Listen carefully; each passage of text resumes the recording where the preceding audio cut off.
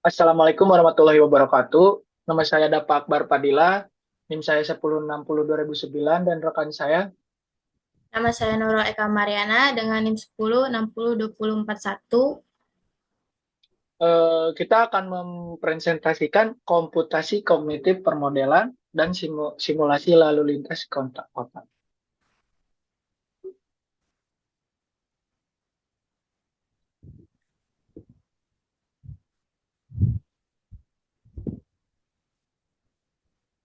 Pemodelan sistem.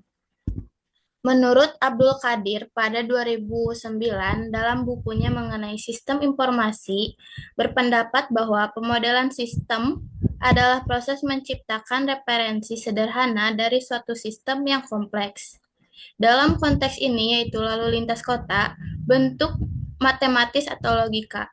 Model ini berupa persamaan diagram atau simulasi komputer. Tujuannya adalah untuk memahami perilaku, sistem memprediksi kejadian di masa depan, dan mengevaluasi berbagai skenario. Lalu ada jenis-jenis model. Yang pertama adalah model makrokopis, yaitu memandang lalu lintas sebagai aliran fluida kontinu. Model ini digunakan untuk menganalisis aliran lalu lintas secara keseluruhan seperti kecepatan rata-rata dan kepadatan kendaraan. Lalu ada model mikrokopis, yaitu memandang lalu lintas sebagai kumpulan kendaraan individu. Model ini digunakan untuk menganalisis perilaku kendaraan secara detail, seperti pergerakan kendaraan, percepatan, dan pengambilan keputusan pengemudi. Lalu selanjutnya ada konsep sistem. Menurut Wiji Setianingsih dalam bukunya yang berjudul Konsep Sistem Berdasarkan Keputusan, berpendapat bahwa konsep sistem adalah pemahaman bahwa suatu kesatuan terdiri dari bagian-bagian yang saling berhubungan dan bekerja sama untuk mencapai tujuan tertentu. Dalam konteks ini, kita dapat melihat kota sebagai sebuah sistem yang kompleks. Lalu lintas kota sendiri merupakan sebuah sistem yang terdiri dari berbagai komponen seperti jalanan sebagai infrastruktur utama yang menghubungkan berbagai titik di kota. Lalu ada kendaraan, berbagai jenis kendaraan seperti motor, mobil, bus, dan lain-lain yang menggunakan jalan. Lalu ada pengguna jalan seperti pejalan kaki, pengendara sepeda, dan pengemudi kendaraan. Lalu ada rambu-rambu lalu lintas, lampu lalu lintas, dan transportasi publik. Komponen-komponen ini saling berinteraksi dan mempengaruhi satu sama lain. Misalnya, jumlah kendaraan yang banyak dapat menyebabkan kemacetan, sedangkan sistem transportasi publik yang efisien dapat mengurangi jumlah kendaraan pribadi di jalan. Lalu selanjutnya ada model dan simulasi. Model dan simulasi lalu lintas yang memberikan gambaran visual yang sederhana namun efektif tentang bagaimana sistem lampu lalu lintas mengatur aliran kendaraan di persimpangan. Beberapa poin penting yang dapat disimpulkan dari diagram adalah satu, perencanaan kota. Dalam merencanakan tata ruang kota, pertimbangan terhadap sistem lalu lintas sangat krusial untuk menghindari kemacetan dan peningkatan kualitas hidup masyarakat. Lalu ada rekayasa lalu lintas. Para ahli rekayasa lalu lintas dapat menggunakan model-model lalu lintas untuk merancang sistem lalu lintas yang lebih efisien dan aman. Lalu ada konsep pemodelan dan komputasi kognitif. Pemodelan lalu lintas kota dalam komputasi kognitif berfokus pada bagaimana sistem komputasi dapat meniru dan memodelkan perilaku kognitif manusia, pengemudi, pejalan kaki, dan pengguna jalan dalam lingkungan lalu lintas. Konsep ini bertujuan untuk memahami bagaimana manusia membuat keputusan saat berkendara, berinteraksi dengan kendaraan lain, dan beradaptasi dengan kondisi lalu lintas yang berubah-ubah. Berikut salah satu konsep utama dalam pemodelan lalu lintas berdasarkan komputasi kognitif yang akan dijelaskan oleh rekan saya. Simulasi berbasis realita virtual bisa disebut VR, realita Realitas virtual digunakan untuk pemodelan dan menguji situasi lalu lintas yang kompleks.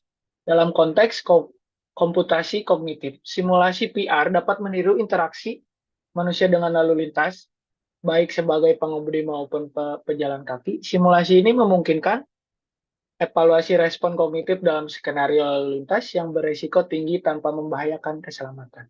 Contoh implementasi, simulasi pejalan kaki dan pengemudi dalam lingkungan virtual untuk mempelajari interaksi mereka di persimpangan. Pengujian respon kendaraan otonom dalam skenario lalu lintas virtual yang padat. Komputasi kognitif berbasis sel saraf.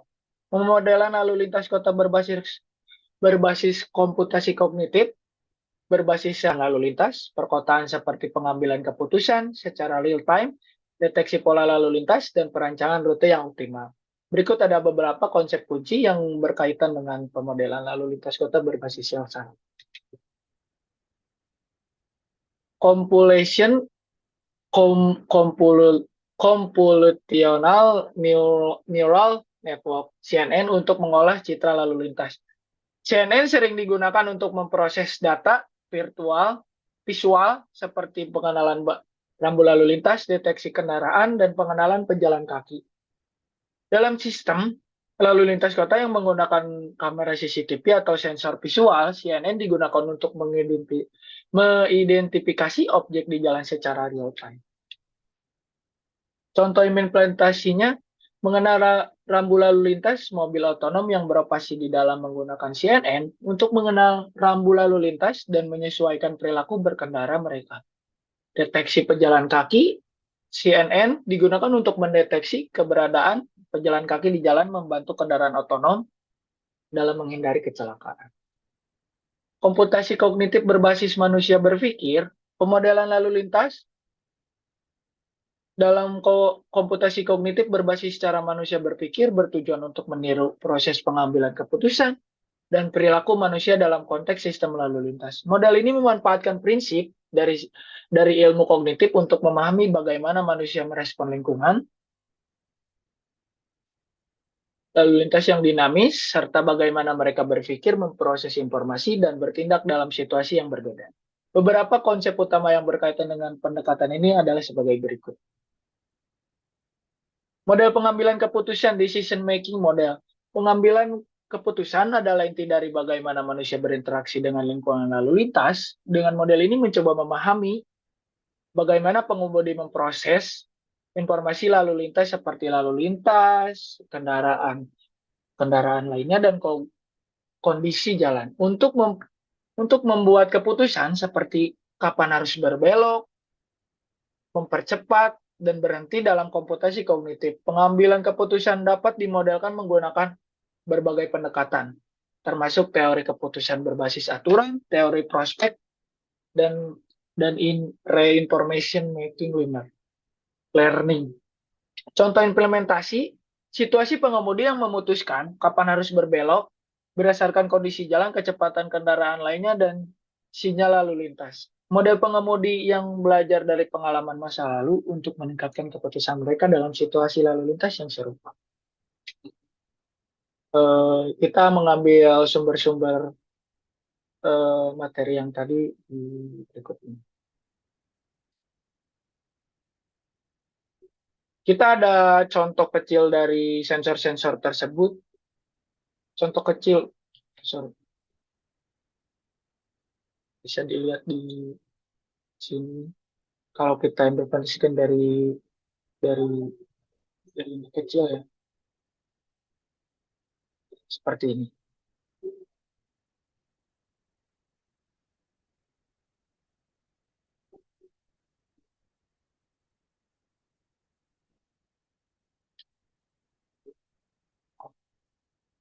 Terima kasih banyak atas perhatiannya.